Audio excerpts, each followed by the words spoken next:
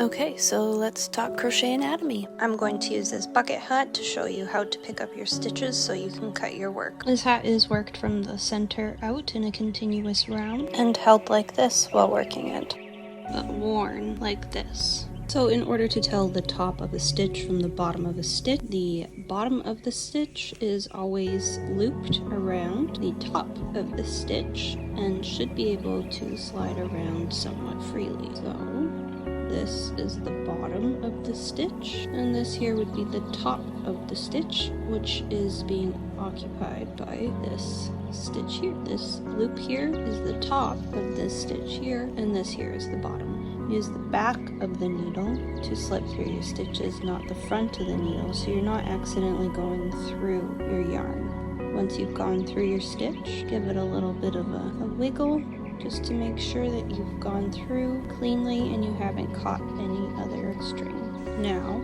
if we wanted to get rid of the center of this and keep, say, this portion here, what we're going to do is go through the bottom of each of these stitches, which is probably the easiest to pick up. You would just have thread on the end of this and pull it through.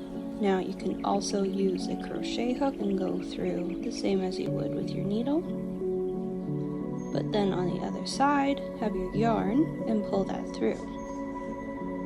And then come and grab some more stitches and then pull your yarn through.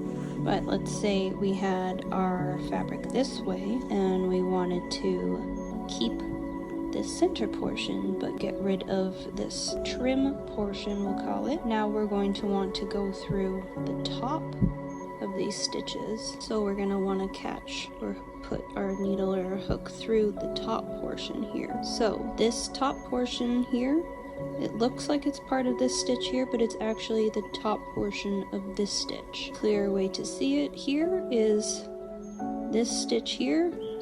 This is the top portion of that stitch. It's continued this way.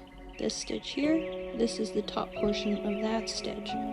So, what we're doing is we're going up through these stitches, right? Making sure not to do this, but going through cleanly. So it looks like this on the edge, but if we were to do it in the center, this would be the top portion of this stitch here, the top portion of that stitch there, and the top portion of this stitch here. And we would just continue this around the entire row. So now you know how to save your yarn from unraveling if you need to cut it.